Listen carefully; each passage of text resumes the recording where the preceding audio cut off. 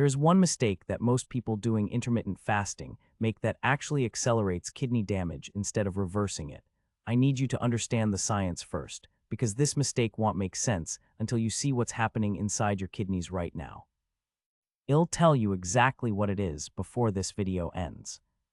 A nephrologist at a major research hospital was studied for his daily habits.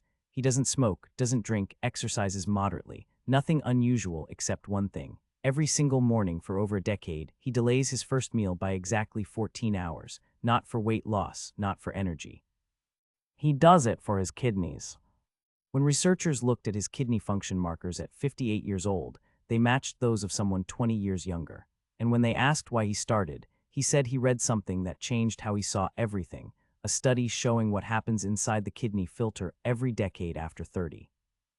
In the next few minutes, you're going to see exactly what that study found, what happens to your kidneys at 30, at 40, at 50, and precisely how fasting fits into this, including the specific window inside the fasting period where the protection actually happens. But first, that mistake, because if you're already doing 16, 8 and you're making it, the fasting is doing almost nothing for your kidneys. Stay with me.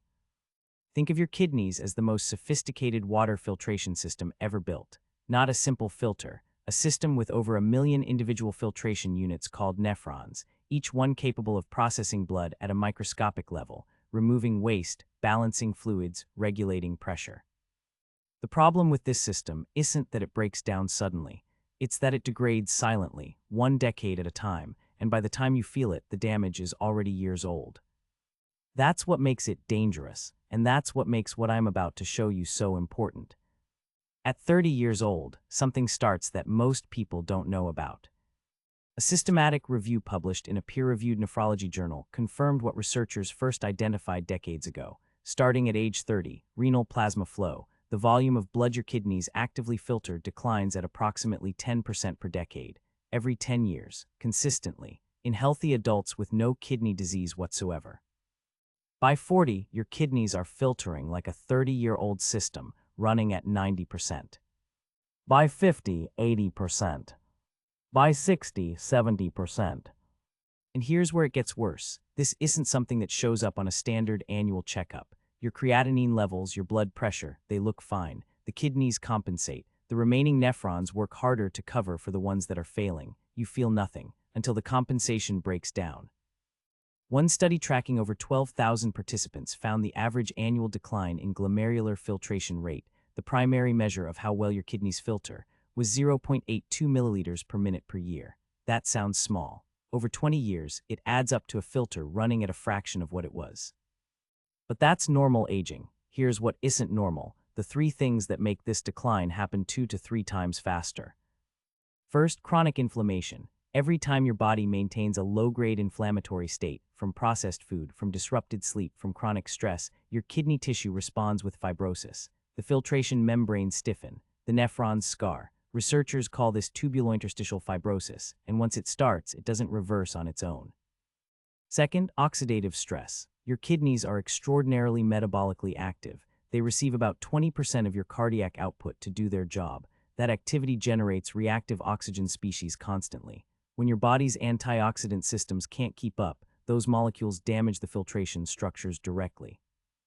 Third, insulin spikes. Every time insulin rises sharply, after a high-carbohydrate meal, after a sugary drink, the kidneys undergo what's called hyperfiltration, a forced surge in filtration rate that over years accelerates the destruction of nephrons. Now here's what happens when you fast. A study published in the journal Microscopy and Microanalysis in 2025 looked specifically at what intermittent fasting does to kidney tissue during aging. The finding: fasting significantly improved age-related renal changes through 3 mechanisms working simultaneously: reduction of oxidative stress, suppression of inflammation, and activation of autophagy. Autophagy is the process by which your cells dismantle and recycle damaged components. In the kidney, this is critical. It's the only internal cleaning system the nephrons have. As you age, autophagy slows down. Fasting restores it. And in 2020, the Journal of the American Society of Nephrology published data showing that patients with early-stage kidney disease who practiced intermittent fasting for 4 months or more showed a significant increase in their eGFR, meaning their kidneys were filtering better after fasting than before. That almost never happens without medical intervention. But here is the specific window where this happens and why most people miss it. The kidney protection from fasting doesn't come from the first hours of not eating. It starts accumulating after the 12-hour mark, when insulin has dropped far enough for autophagy to fully activate. This is why 12-hour fasting windows, eating from 8 a.m. to 8 p.m., produce almost none of this benefit. The window that matters is 14 to 16 hours minimum. The nephrologist from the beginning of this video doesn't do 16, 8 casually. He does it precisely. His eating window starts at 1 p.m. and ends at 7 p.m., 6 hours, not because he's extreme, because he read the mechanism and respected what the numbers said. Now the mistake. Most people doing intermittent fasting eat ultra-processed food, high-sodium meals, and excessive amounts of refined carbohydrates during their eating window. Protein powder with artificial sweeteners, packaged snacks, restaurant food loaded with sodium. Here is what this does. Sodium overload forces the kidneys into hyperfiltration within hours of eating. High sodium triggers the renin-angiotensin system, raises intraglomerular pressure, and accelerates the exact same scarring that fasting is trying to reverse. The inflammatory load from ultra-processed food spikes oxidative stress markers right after the fasting window closes. In other words, 16 hours of protection undone by 8 hours of damage. The fasting window opens the door. What you eat decides whether you walk through it or slam it shut. Before the protocol, none of this replaces medical guidance. If you have existing kidney disease, diabetes, high blood pressure, or take medication, speak with your doctor before changing your fasting window. What's been covered here is about general kidney function, not treatment of any specific condition. The protocol is 3 parts. Part 1, extend to 14 hours minimum. If you currently eat breakfast at 7 a.m., push it to 9 a.m. and stop eating by 7 p.m. That's the floor. 16 hours is better. Do it consistently, not occasionally. Part 2, the eating window matters as much as the fasting window. 1 meal or 2 meals, keep sodium under 2,000 milligrams.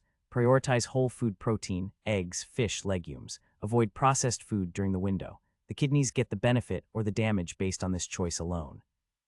Part 3, hydration during the fasting window. Water and black coffee are fine. Both support kidney filtration. Avoid anything that triggers insulin, flavored drinks, sweetened beverages, anything with calories. Keep the window clean.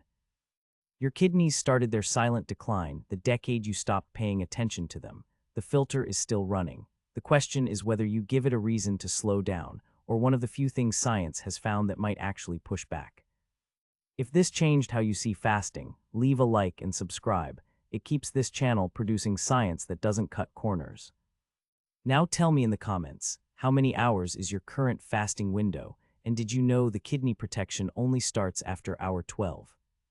The next video is about what happens to your liver during that same fasting window, and why the order of events inside your body matters more than the total hours.